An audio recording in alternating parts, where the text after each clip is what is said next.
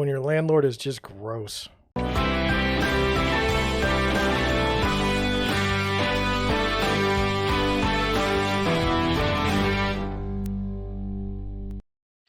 Good afternoon. I have a story today for you about a disgusting landlord in Ohio. And, you know, as one who tries to follow the law, when I read stories like this, I'm just amazed. I'm amazed at how people, I mean, it's 2021. I'm amazed at how some people can get away with stuff like that. Haven't introduced myself for a while. For those of you who don't know me, have just started hearing my podcast or just seen my videos on YouTube. My name is John Schenk, and I'm the founder and managing broker for Deerwood Realty in St. Louis, Missouri. We're a small residential brokerage, and that's what I do. I'm on YouTube, and that's where I spend most of my time, helping buyers buy homes, helping sellers list their homes for sale here in St. Louis. So, without wasting any more time, let's get to the press release from the DOJ. I love these from the DOJ. I think they're fantastic. But let's just go over it and just see what a wonderful citizen this fellow is. It says, this is out of Cincinnati. It says, Justice Department settles sexual harassment lawsuit against Cincinnati landlord. And so my understanding is that there's a such thing as like there's criminal cases, and then there's like tort cases, I think. I'm not a lawyer, but one's for money, one's for jail. And so this is for money. That's what I've learned. And it says U.S. Attorney announced today that a landlord and his wife will pay $177,500 to resolve a Fair Housing Act lawsuit alleging that John so-and-so sexually harassed female tenants since at least 2013 at the 55 residential properties the couple owns in, I don't know where that is. If you're from there, I'm sorry. It says, in this settlement, he acknowledges that the United States has evidence that he sexually harassed tenants on multiple occasions. He's being held accountable under the Fair Housing Act and will pay more than $167,000 to victims of his heinous conduct. So she's sexually assaulting female tenants since 2013. It's 2021. This came out in 2020. But,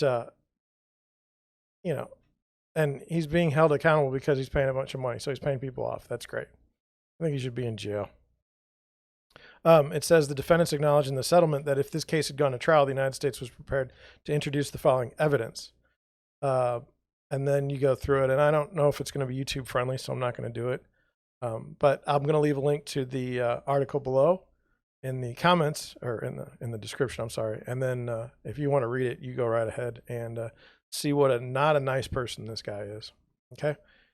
And then I think I can get away with this one. It says, according to the complaint filed in 2018, by the way, it took him 2 years to go from a complaint filed to actually investigating and a settlement. It says the fellow engaged in unwanting sexual touching, offering to reduce rent and overlook or excuse late or unpaid rent in exchange for sex. He evicted or threatened to evict female tenants who objected or refused to sexual advances. And he also entered the homes of female tenants without their consent and otherwise monitored their daily activities with cameras directed at their units. So this is just a gross dude. Just gross. Under the settlement, okay, they're settling, which still must be approved by the court. The group will pay $167,000 in damages to former tenants who were harmed, $7,875 to another plaintiff in the lawsuit, and a $2,500 civil penalty to the United States. The consent order also bars the defendants from participating in the rental or management of residential properties in the future. So he can go do commercial properties all he wants to.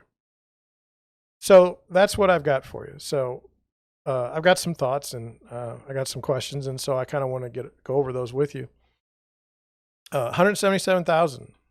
I can change this over to here. Let me fix this. Okay, here we go.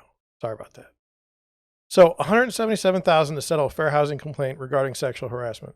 And the statement says he's being held accountable. Seriously. $177,000. That's not even like a house right now. Average sale price of a home is $400,000. This guy owns 55 properties and he only has to pay $177,000 and the problem goes away. Ridiculous. Not being held accountable. Ridiculous. No jail time. Well, it's not a criminal trial, but it should be. This is ridiculous. this idea that this is okay. And, you know, as I make this video, it's a call to prospective tenants that this sort of thing apparently happens and it's not okay. So like, I wouldn't believe this kind of stuff happens unless I read it. Don't put yourself in a situation where you think this is okay. So if you've got a landlord that's doing this kind of stuff, you know, move, break your lease, get out, get away from these disgusting people.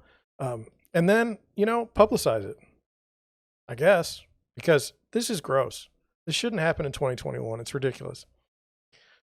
There's 55 units owned and he's supposed to get rid of them and not manage properties anymore. And it's like, well, how are you going to track that? I mean, what's to keep them from, you know, moving into a different LLC? So, you know, this is a bit, it's just bad. And then, you know, I got to thinking, you know, if you were a terrible person and you were doing these sorts of things, maybe it'd be better if you had a third-party management company in between you and your tenants so that this kind of thing didn't happen. But even then, you know, what if the third-party management company is terrible? And I read news stories every week where some dude is breaking into some person's house, and it's just gross. There's just some gross people out there, and this crew happens to be one of them. And you know, I know it sounds bad, but I'm just irritated about this sort of thing. I mean, I feel like these type of people take advantage of others, you know, who are, you know, struggling or something of that nature. I mean, I don't know that this happens in, you know, high rent areas, but you know, I'm not smart enough to know. I don't deal with high end rentals, and I would never even consider this sort of thing to be considered okay. And I just can't believe that a civil fine for that amount is somehow holding a person, you know, accountable for their actions. And it's just gross. So I don't know. Am I off base? I often wonder if I'm just living in a bubble and, you know, I'm totally wrong and this type of behavior is totally okay, or it happens all the time and this is just one guy that got caught. I'm blown away by it. I think he's married. It's bad deal. So, you know, I'm curious what you think. Leave me a comment in the comment section below. Tell me if I'm off base by just thinking this is just one of the more disgusting humans that we have in the United States right now. I don't know. That's where I'm at. All right. A short one today. Hope you have a good afternoon. Thank you for watching. Thank you for listening. And I will catch you on the next one.